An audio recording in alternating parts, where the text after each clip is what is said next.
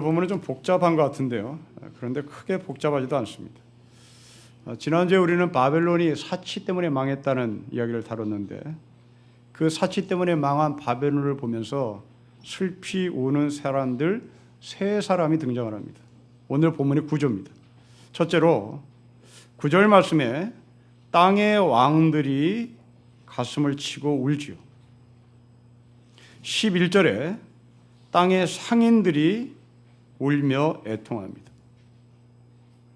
17절에 선장들과 선객들과 선원들이 또 애통하며 웁니다. 굉장히 복잡한 말씀 같은데 정리해 보면 왕과 상인들과 선장들이 바벨론이 망하는 모습을 보고 슬피 울더라입니다. 왜 우나? 왜 바벨론이 망하는데 우나? 왜 사치 때문에 망하는 바벨론을 보고 애통하며 가슴을 치고 통곡하며 우나? 그 질문의 답을 성경은 이렇게 합니다. 여러분 9절을 보십시오. 바벨론과 함께 음행하고 사치하던 땅의 왕들이 옵니다. 그래서 이 바벨론은 초강대국을 말하겠죠. 또한 이 바벨론은 악의 축이라고 말합니다. 악의 축이라고 해석하든지 강대국이라고 말하든지 무지막지한 힘을 가진 그 힘이 사치로 말미암아 망할 때 그들과 함께한 이 땅의 왕들, 이 땅의 상인들, 이 땅의 선장들이 울더라입니다. 이들은 바벨론과 서로 납품 관계에 있는 협력업체, 하청업체, 속국, 그렇게 해석을 해도 좋겠습니다. 바벨론이 악하냐 선하냐에 관심 없습니다. 내가 바벨론과 함께 해야만 내 왕위가 유지되고 바벨론과 함께 해야만 나가 장사가 되고 바벨론과 함께 해야만 무역이 되는, 바벨론의 옳고 그름은 상관없이 나하고 이해관계가 마저 떨어지니 그것을 유지하기 위하여 왕들은, 상인들은, 선장들은 바벨론과 함께합니다. 이제 그 악이 무너지자, 그 거대한 힘이 무너지자 이들은 자기의 이해관계도 같이 무너지니 울 수밖에 없고 애통하고 통곡을 하는 것이죠. 우리는 오늘 오후에 영화를 하나 볼 텐데요. 한나 아렌트라는 영화입니다. 유태인의 여성 정치 철학자인데요. 이 여성이 자기의 철학적 화두를 악의 평범성이라는 단어를 씁니다. 예루살렘의 아히만이라는 책에서 이 악의 평범성이란 자신의 정치 철학의 화두를 등장시키는데, 이 악의 평범성이란 뭐냐면 나치 치하에서 이스라엘 백성들이, 유태인들이 600만 명 이상이 죽었는데 그 600만 명 이상의 사람을 죽인 장본인들은 과연 사이코패스일까? 인격 장애일까? 무지막지한 성격이 모난 사람들일까? 이 질문에 아니다. 600만 명을 죽인 나치의 그 히틀러의 부하들은 지극히 평범한 사람이고 지극히 정상적인 사람이고 가정에서 지극히 자유로운 아빠였다. 그게 악의 평범성이다. 이렇게 설명합니다. 잘 이해가 가지 않으면 우리나라로 연결시켜보면 이렇습니다. 우리나라에 고문 기술자라는 닉네임을 붙인 사람이 있는데요.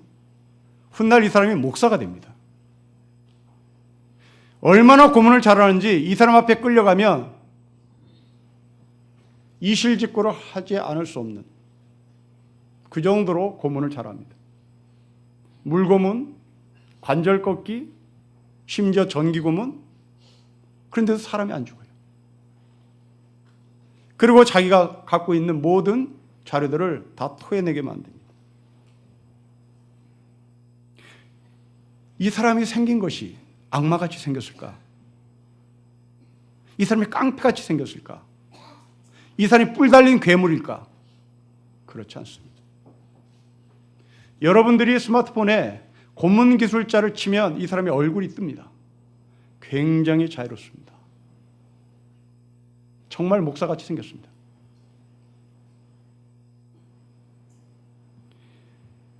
이렇게 무지막지한 고문 기술을 갖고 있는 사람도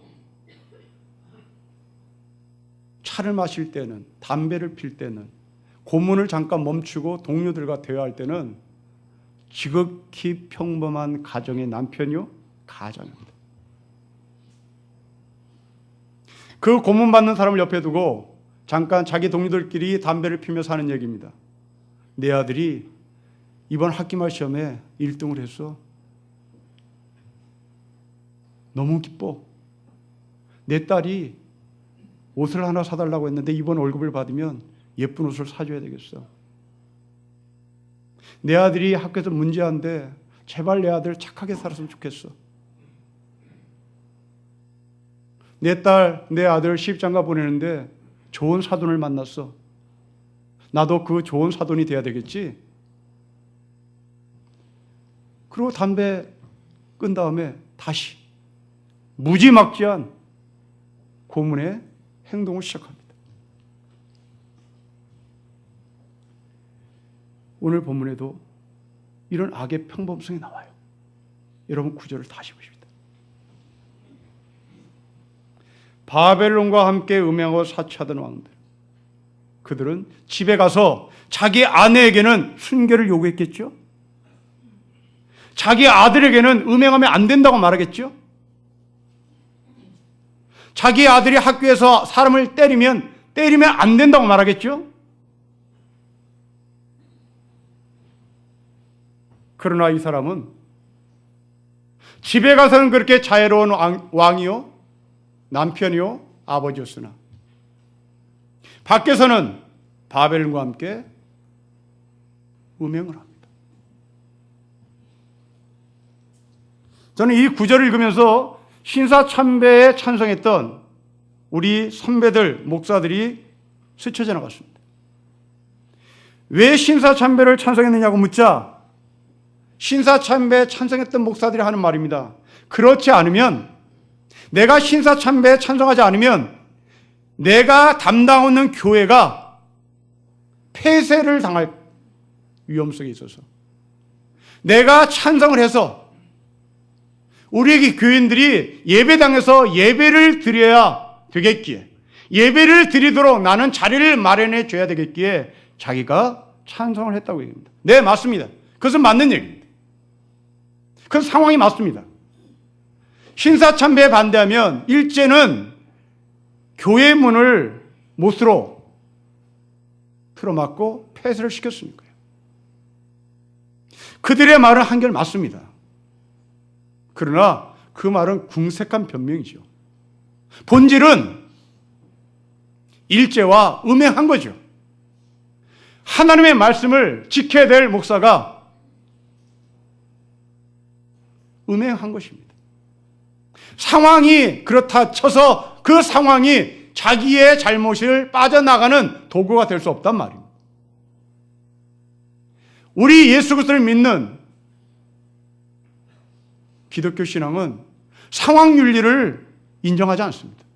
상황이 그러니까 너가 신사참배에 찬성했다는 걸 내가 이해하마, 그렇게 말하지 않습니다.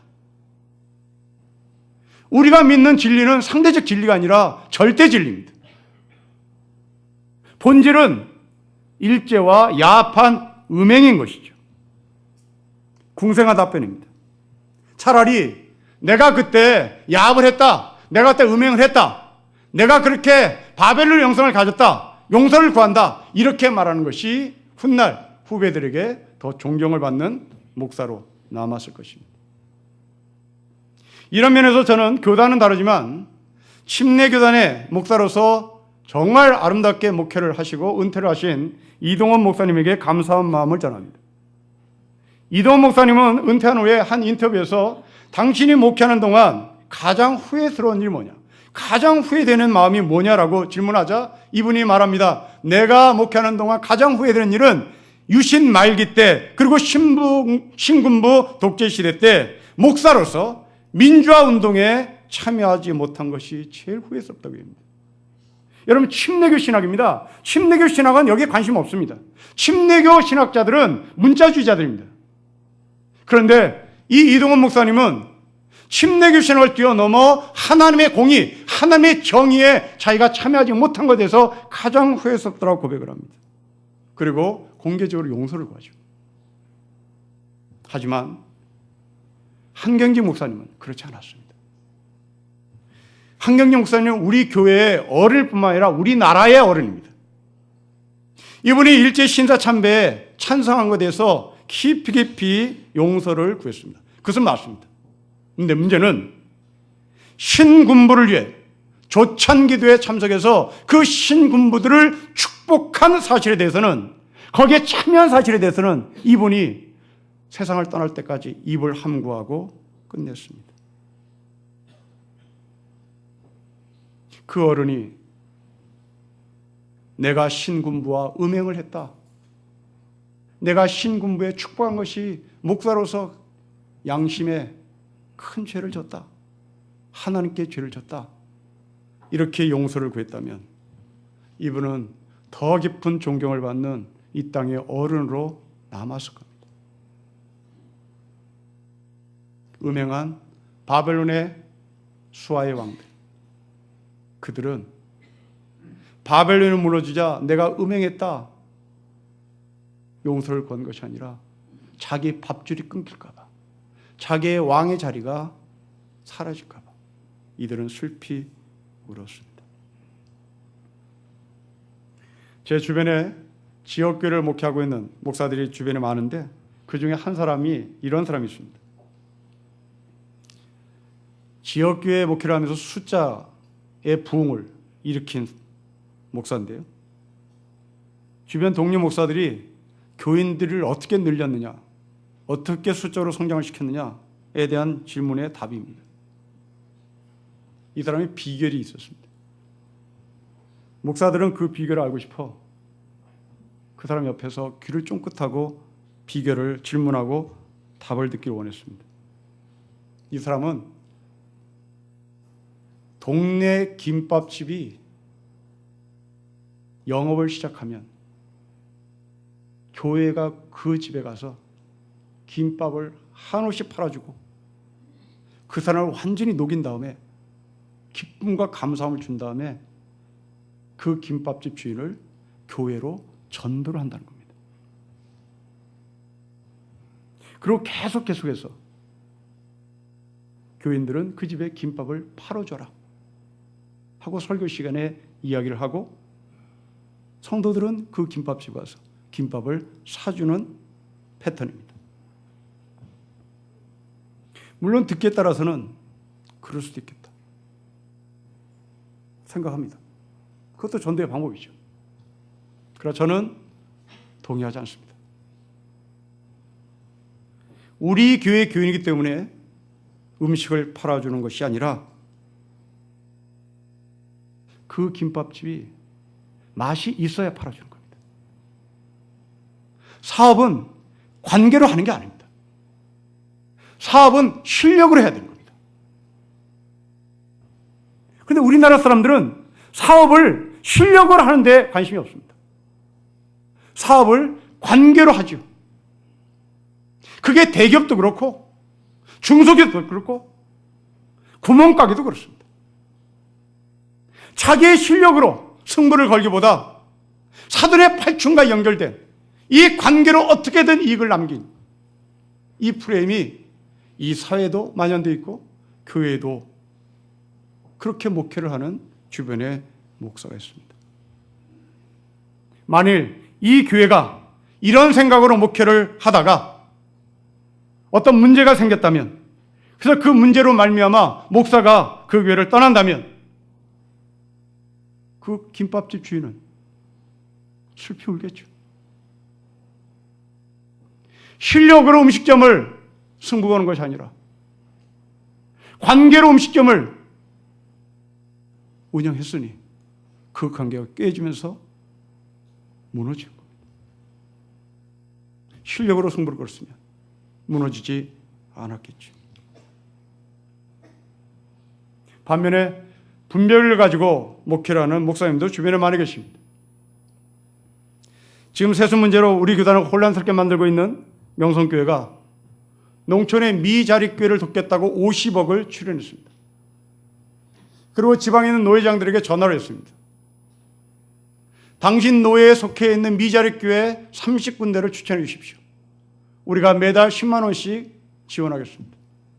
그중에 한 노회장은 이 전화를 받고 이런 자에 거절을 했습니다. 거절한 이유는 이 후원금이 명성교에서 나왔다는 것을 근거로 잡았습니다. 여러분, 상황윤리를 가면 그 돈 받아서 주면 되는 겁니다. 돈에 나쁜 돈, 좋은 돈 쓰이지 않아요. 돈은 다 돈인 겁니다. 사기꾼 돈은 다르고 선한 사람의 돈은 다르다. 그렇지 않습니다. 사기꾼이 갖고 있는 돈이나 선한 사람이 갖고 있는 돈이나 만 원짜리는 그냥 만 원짜리일 뿐입니다. 그걸 받아서 나눠주면 되는 거예요. 그러나 이 목사님은 상황윤리에 들어간 목회자가 아니라 나는 그 더러운 돈을 받을 수가 없어. 아마도 이분이 일제강점기 때 목사 생활했다면 신사참배를 참여하지 않았겠죠.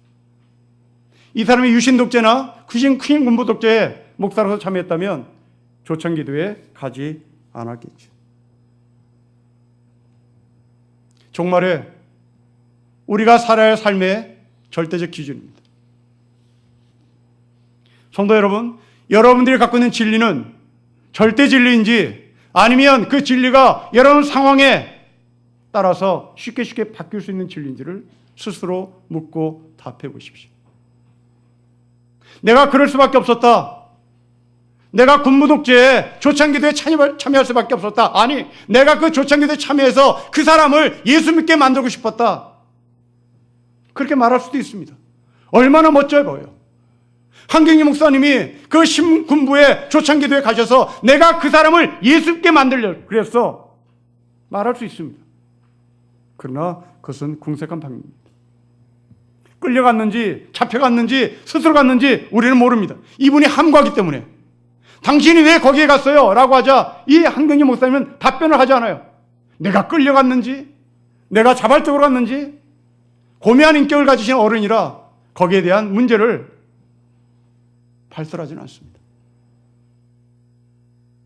그러나 분명한 것은 이분은 음행을 한 것은 사실이죠. 두 번째 사람은 그러면 왜 슬피 울었을까요? 여러분, 두 번째 상인 들어봅시다. 12절부터 13절의 말씀을 제가 읽어보면 11절에 땅의 상인들이 그를 위하여 울고 애통하는 것은 다시 그들의 상품을 사는 자가 없습니다.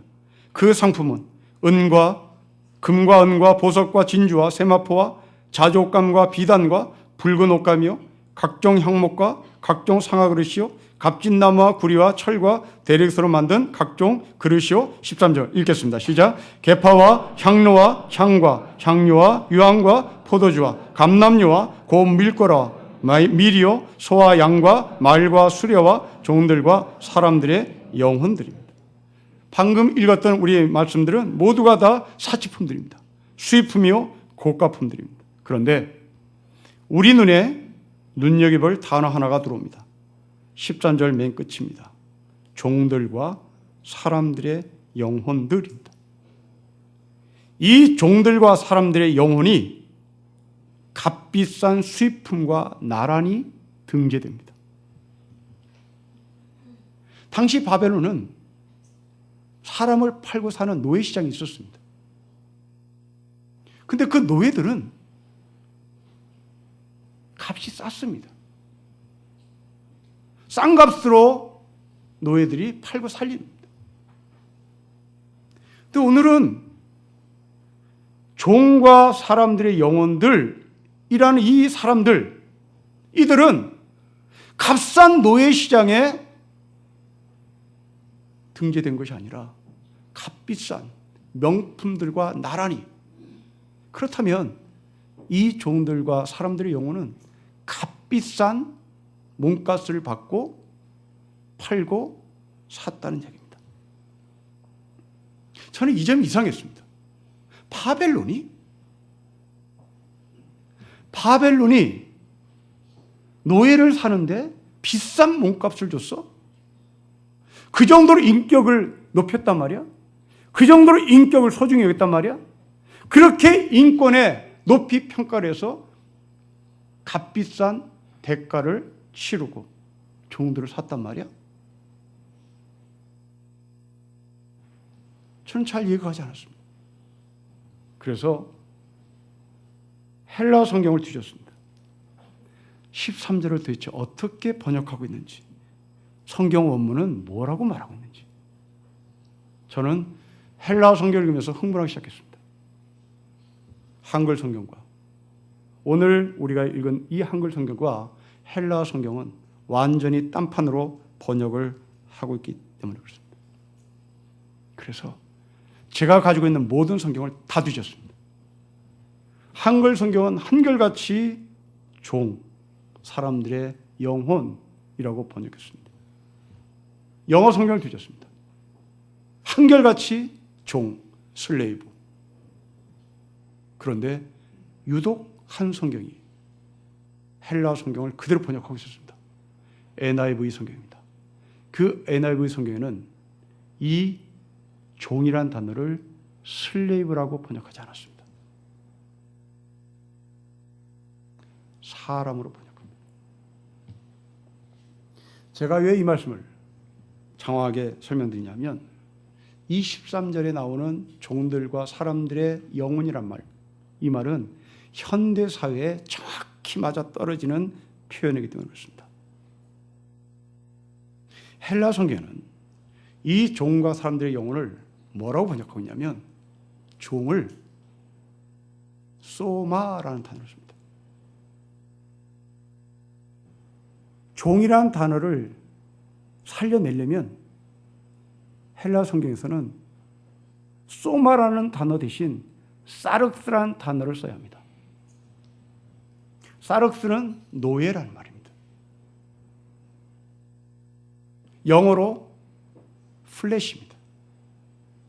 직역하면 정육점에 걸려있는 소고기, 돼지고기를 말합니다. 인격을 제외시킨 종, 노예입니다. 이 사륵스, 종이라는 단어를 2000년 전 헬라어 국어사전에 보면 이렇게 풀이하고 있습니다.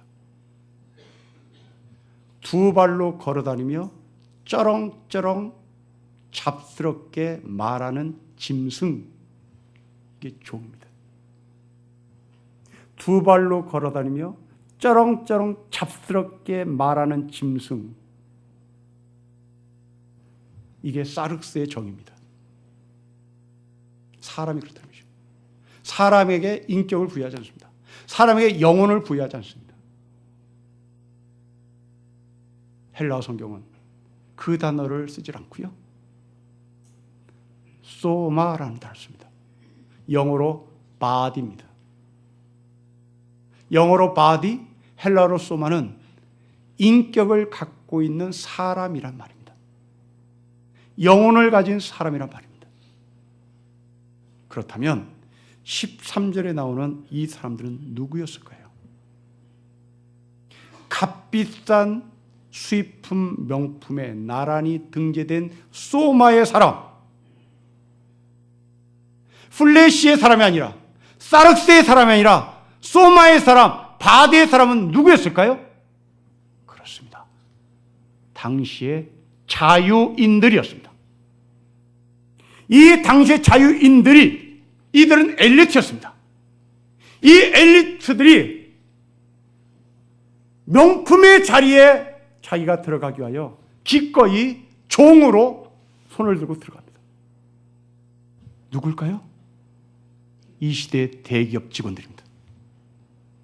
이 시대의 대기업 직원들이 자기의 엘리트성을 명품의 대가로 받기 위하여 스스로 종이 되기 위하여 삼성으로 들어가는 거죠. 스스로 종이 되기 위하여 대기업으로 들어가는 겁니다. 삼성의 이건희 회장은 그 직원들을 직원으로 보는 것이 아니라 내가 너를 돈 주고 샀어. 이게 이 시대의 엘리트, 이 시대의 지성인들입니다. 그 인력 시장에 나는 돈을 한 푼 더 받겠다고. 자기 스스로 바디를, 자기 스스로 소마를 포기하고 자기 스스로를 플래시로, 자기 스스로 사르스로 전락시켜 그 명품의 대열에 자기도 끼고 싶어하는 겁니다. 거기서 인생의 행복을 찾고 거기에 인생의 보람을 찾고, 그런데 그 삼성이 무너집니다. 그 대기업이 무너집니다. 이 상인들이 슬피 울고 있습니다. 자기의 몸값을 높여줬던 대기업이 무너지기 때문입니다. 여러분, 이렇게 분석해 보니 1997년에 우리가 겪었던 끔찍한 IMF가 기억납니다. 당시 길거리로 밀렸던 사람들 다 제 대학 동기들 선후배들입니다. 한 푼이라도 더 나은 봉급을 받겠다고 대기업에 취직했습니다. 그 대기업이 무너지자 이들은 슬피 울며 관악산으로, 슬피 울며 한강으로 밀려 나왔습니다. 제 대학 중에 하나는 대학을 졸업하면서 2군데 대기업에 취직을 했습니다. 이제 선택해야 되는 겁니다. 당신 일자리가 많아서 저희들은 서너 군데 원서를 넣으면 적어도 3군데 이상은 오라고 합격증을 받았으니까요. 이 친구는 당시 현대건설을 합격했고 또 하나는 한국전력공사를 합격했습니다. 어디를 택했을까요?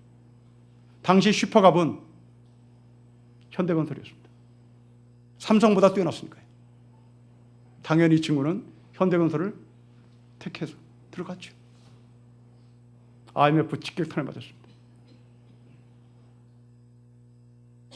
40도 안 됐을 때 길거리로 밀렸죠. 자기의 몸값을 더 얻기 위하여 당시 거들떠보지 않았던 한국전력은 오라고 했음에도 불구하고 거부했습니다. 이 IMF의 영향은 지금도 우리를 괴롭게 합니다. 비정규직이라는 단어, 계약직이라는 단어, 들어보지 못한 이 단어가 IMF 때부터 생기기 시작했고 그 단어는 지금 우리 사회의 보편적인 단어가 되었습니다. 이로 인하여 농촌 빈민보다 도시 빈민들이 더 힘겹게 어려운 삶을 삽니다. 성도 여러분, 오늘 슬피 우는 자들의 세 사람의 공통점이 무엇입니까? 권력과 돈이 사라지는 겁니다. 권력과 돈이 자기의 인생의 의미를 주는 줄 알았습니다. 그 거대한 바벨론의 권력이 무너지고 그 거대한 바벨론의 상권이 무너지자 이들은 슬피웁니다. 돈이면 모든 것이 다 될 것이라고 생각했던 사람입니다. 그렇습니다. 돈은 이 시대에 하나님 것은 사실입니다. 돈 있으면 인류대학을 다니는 학생에게 내 자식 과외를 맡길 수 있습니다. 더 많은 돈이 있으면 서울대학에 갈 수 있도록 코디를 해주는 교육 전문가도 만날 수 있습니다. 돈이 많으면 전관 예우 변호사 사서 나의 죄를 무죄로 만들 수도 있습니다. 그것이 종말의 현상 중에 하나란 말입니다. 과연 이것이 행복할까? 이것이 불행할까? 행복일까? 저는 이 질문에 영국의 경제학자 리처드 레이먼드의 주장으로 그 답을 대신하겠습니다. 이 리처드 레이먼드 학자는 행복의 함정이라는 책에서 행복을 과학적으로 이야기를 합니다. 현대인들이 행복에 대해서 갖고 있는 잘못된 고정관념이 있다고 주장합니다. 예를 들면 지난 반세기 동안 모든 나라는 국민 성장, 국민 소득 성장이 굉장히 높이 올라갔다고 전제합니다. 미국은 2배에서 3배 1인당 소득 성장이 올라갔다는 거죠. 일본은 심지어 6배 올라갔답니다. 그러나 행복 지수는 2배, 3배, 6배 결코 올라가지 않았답니다. 그러면서 저자는 1인당 국민소득이 2만 불 될 때까지만 그 행복지수가 같이 비례한다. 통계로 제시합니다. 2만 불 이상 올라갈 때부터는 행복지수는 결코 같이 비례하지 않는다고 통계를 합니다. 그러면 대안이 무엇입니까? 2만 불 이상, 우리나라는 지금 4만 불에 육박합니다. 2만 불 이상 올라간 국가의 백성들이, 국민들이 행복하려면 어떻게 됩니까? 대안이 무엇입니까? 라는 질문에 저자는 답을 합니다. 국민소득이 올라가며 삶이 윤택해지며 육신의 몸이 건강해지며 그 건강한 몸이 100세 이상을 살 수 있는 여건이 마련되어 있다. 그러니 100세 이상까지 살 때까지 당신은 해야 할 일이 있다. 가정을 화목하게 만들어야 한다. 화목한 가정을 만들어야 한다. 굉장히 현실적인 대안입니다. 60세부터 100살까지 40년 동안 지긋지긋한 가정에서 산다면 이건 지옥이겠죠. 그리고 두 번째 대안입니다. 당신의 일에 긍지를 가지세요. 그 돈이 많든 적든 상관하지 말고 당신의 하는 일에 긍지를 가지고 은퇴한 후에 행복한 가정을 유지하며 살기 위해서 당신의 가정을 화목하게 만드세요. 그러면 이 저자는 링컨 대통령의 말을 인용합니다. 대부분의 사람들은 마음 먹은 만큼 행복해진다. 링컨의 말입니다.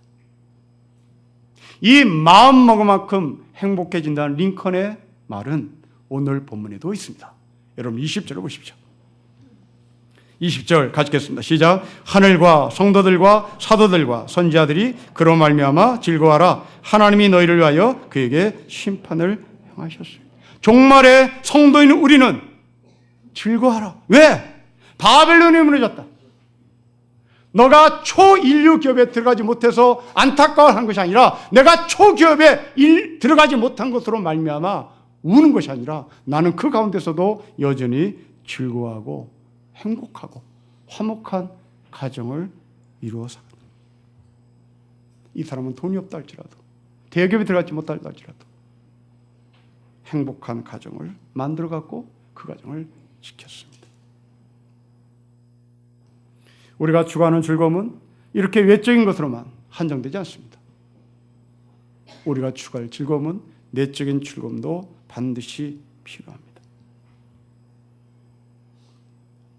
아우슈비츠에서 살아남은 빅토르 위구라고 하는 정신 분석학자가 있습니다. 이분이 한 말입니다. 인간에게서 모든 것은 빼앗을 수 있으나 어떤 상황에서도 자신의 태도를 선택하는 인간의 마지막 자유만큼은 빼앗을 수 없다. 마지막 웃는 자. 바벨론이 무너지면서 내가 거기에 참여하지 않은 것 때문에 감사하며 웃을 수 있었던 것은 결심이었습니다. 제 친구가 현대건설과 당시 한국전력공사의 선택권에서 현대보다 한없이 월급을 적게 주는 한국전력공사를 택했다면 그럼 지금까지 일을 하고 있었을지도 모릅니다. 대기업이 행복한 것이 아니라 나에게 주어진 일의 의미가 어떻게 다가오느냐가 행복의 기준입니다. 오늘 본문을 정리합시다. 오늘 본문 전체를 보십시오. 놀랍게도 바벨론이 망하는 모습을 보고 슬피 우는 세 사람이 나옵니다. 왕들과 상인들과 선장들입니다. 여러분, 이들은 바벨론과 함께 같이 무너지지 않습니다. 계시록의 핵심입니다. 바벨론과 음행했던 왕도 없어져야 되는 것이고, 바벨론에게 납품했던 납품업자도 무너져야 되는 것이고, 바벨론에게 무역상을 감당했던 선장도 무너져야 되는 것인데, 놀랍게도 바벨론만 무너집니다. 이 바벨론이 무너지는 모습을 멀리서 보는 사람들, 이건 무엇을 말할까요? 너희들에게 종말에 소망을 전하는 겁니다. 너희도 이 웃는 자의 자리에 참여할 소망을 내가 준다. 악의 축은 무너지나 그 악과 야불했던 사람들은 기회를 주며 소망을 주며 다시 돌아올 수 있다고 말합니다. 그들이 누굽니까? 그들을 돌리게 만드는, 그들을 발걸음을 바꾸게 만드는 사람들은 누굽니까? 20절에 나오는 웃는 자들입니다. 이 웃는 자들이 슬피 울며 애통하며 좌절하고 절망한 사람들을 우리 편으로, 웃는 자리로 끌어들일 수 있는 겁니다. 종말에 웃는 자가 바로 이 사람들을 바꿀 수 있습니다. 뇌과학을 연구하는 학자들이 실험을 했습니다. 아주 아름다운 아기가 방글방글 웃는 사진을 보여줬습니다. 그리고 MRI를 통하여 그 뇌를 촬영했습니다. 또 한 그룹은 아주 찡그리고 땡깡 부리고 울고 짜증난 아이의 얼굴을 한 사람에게 보여줬습니다. 그리고 MRI를 촬영했습니다. 결과가 나왔습니다. 방긋방긋 웃는 사진을 봤던 사람의 뇌는 좌측에, 좌뇌가 활발하게 움직였습니다. 짜증난 아이의 얼굴을 봤던 사람의 뇌는 우쪽 뇌가 활발하게 움직였습니다. 좌뇌는 인간의 행복도를 높이는 역할을 합니다. 우뇌는 인간의 행복도를 깎아먹는 역할을 합니다. 선택입니다. 정말에 우리가 살아갈 기준입니다. 대기업에 들어가지 못했다고 했어. 내가 내 몸을 비싼 값으로 평가를 받지 못했다고 했어. 우리가 슬피 울고 좌절하면 우리는 그 행복은 스스로 깎아먹는 거예요. 긁어먹고 깎아먹고 없애는 겁니다. 예수 때문에 다시 한번 웃읍시다. 진리 때문에 다시 한번 기뻐합시다. 여러분의 웃음과 여러분의 기쁨이 여러분 남편과 아내에게 전달되기를 바랍니다. 여러분 아들에게, 손자에게 전달되기를 바랍니다. 그 아이들도 여러분이 갖고 있는 웃음의 비례만큼 행복한 삶을 살기를 주의 이름으로 축복합니다. 기도하겠습니다. 하나님 아버지, 이 마지막 종말에 무너지는 것을 보고 슬피 울며 이를 갈며 애통하며 머리를 풀어 헤치는 사람이 있는가 하면 거기에 참여하지 않은 기쁨과 감사함으로 종말을 맞이할 사람이 있다는 것을 우리에게 가르쳐 줬습니다. 아버지, 진리 때문에 감사케 하시고 진리 때문에 기뻐하게 하시고 진리 때문에 웃게 하옵소서. 주 예수 그리스도의 이름으로 기도합니다. 아멘.